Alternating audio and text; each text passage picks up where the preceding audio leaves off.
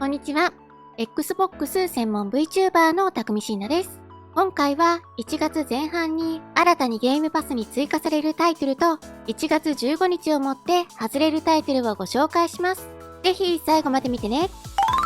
ブリューズ&バスタード、1月6日からゲームパスに追加されています。酔っ払いのヒーローとして酔っ払いのモンスターたちと戦っていく見下ろし視点のツインスティックシューティングゲームです。本作ではそれぞれ個性や能力の異なる4人のキャラクターが存在し、自由に選択が可能。また敵との戦闘だけでなく、炎の壁やトゲ付きの足場など様々なステージギミックも用意されています。なお、ローカル4人協力プレイに対応していますが、オンライン協力プレイには未対応です。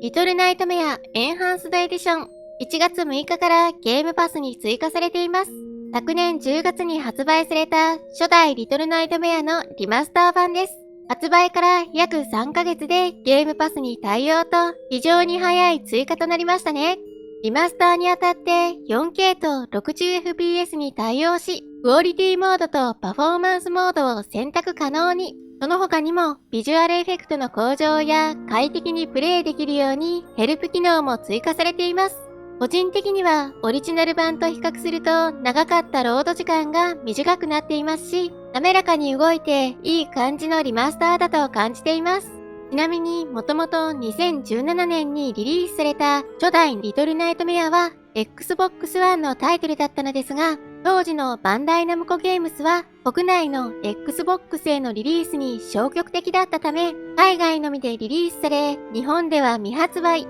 日本語にも未対応だった作品でした。なので日本の Xbox としては今回のエンハンスドエディションでようやく初代が日本語で遊べるようになったという形でもあります。最新作の3がリリースされていますが、やっぱり初代の世界観や雰囲気は今遊んでも古さを感じさせないなという印象です。未プレイの方はぜひ触ってみてください。フ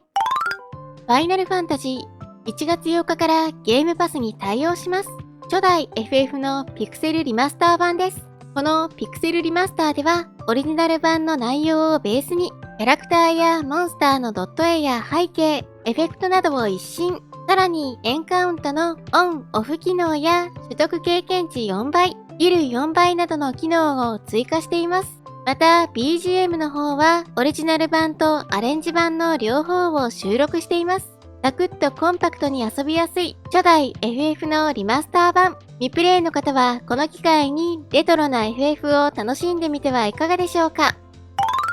スターウォーズ無法者たち1月13日からゲームパスに対応します。UBI ソフトが手掛けるオープンワールドアクションゲームです。物語としては映画スターウォーズのエピソード5とエピソード6の間のストーリーが展開されます。本作はフォースや重火器のぶつかり合いの世界とは異なるアンダーグラウンドな第三勢力にスポットライトを当てていて、ステルスを利用したり正面突破したりといった幅広いプレイスタイルを楽しめる他にも、環境を利用したパズル要素や宇宙空間でのドッグファイトも用意されています。マイ・リトル・ポニーゼファーハイツの謎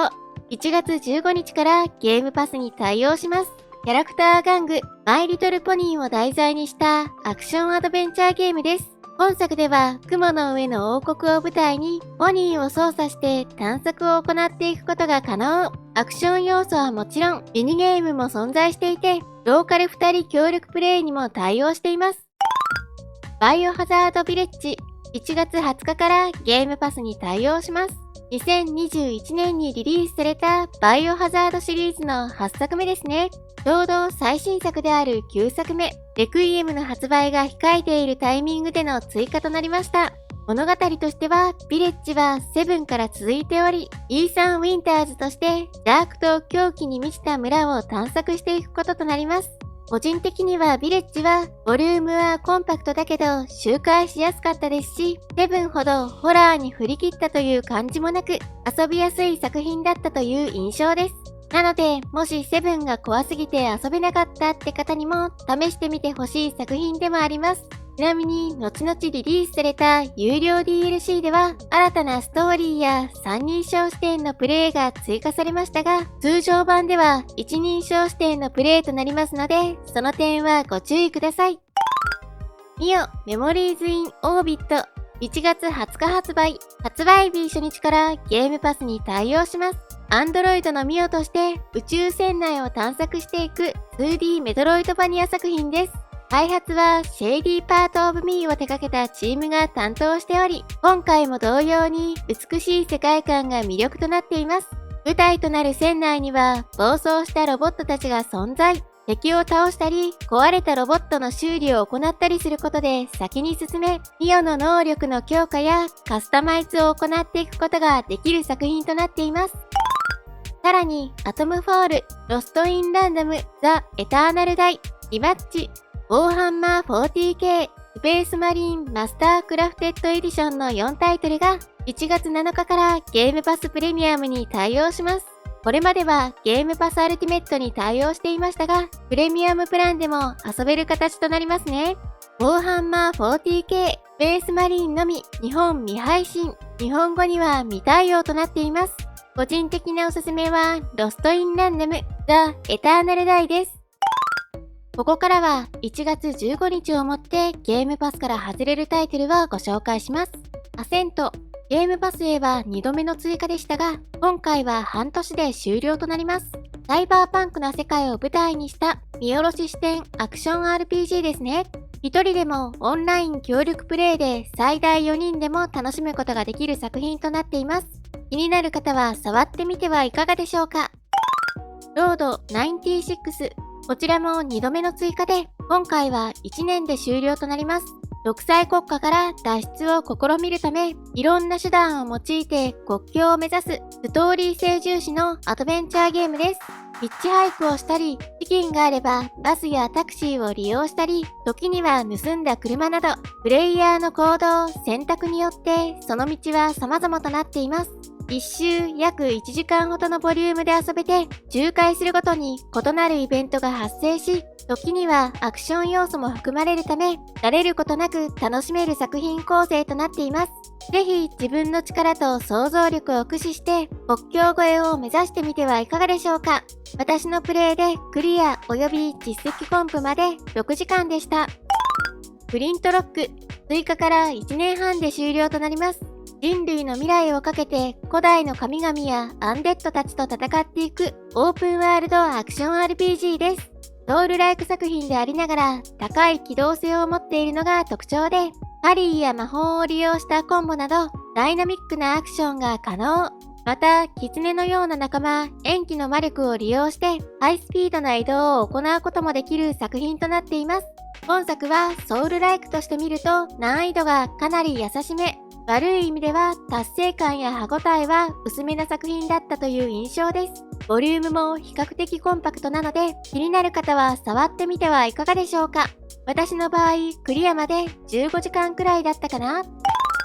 ザ・グリンチクリスマスアドベンチャーズ、追加から3ヶ月で終了となります。クリスマスの活気あふれる世界を舞台にしたアクションゲームです。本作はパズルを解いたり、ジェットパックでジャンプしたりなど、進めていくごとにできることが増えていく作りとなっています。ローカル2人協力プレイに対応していますが、日本語には未対応となっています。クリスマスシーズンが終わったとはいえ、3ヶ月での終了はものすごく早いですね。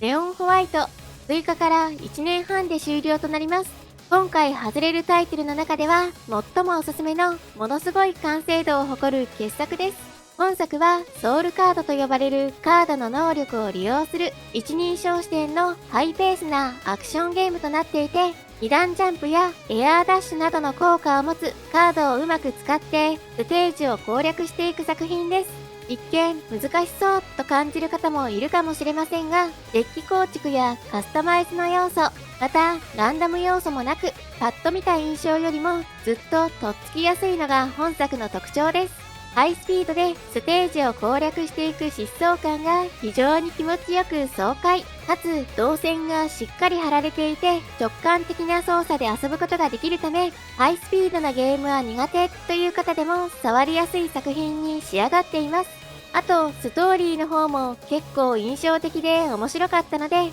リプレイの方にはぜひ見逃さず触ってみてほしいです。ということで今回は1月前半に新たにゲームパスに追加されるタイトルと1月15日をもって外れるタイトルをご紹介しました。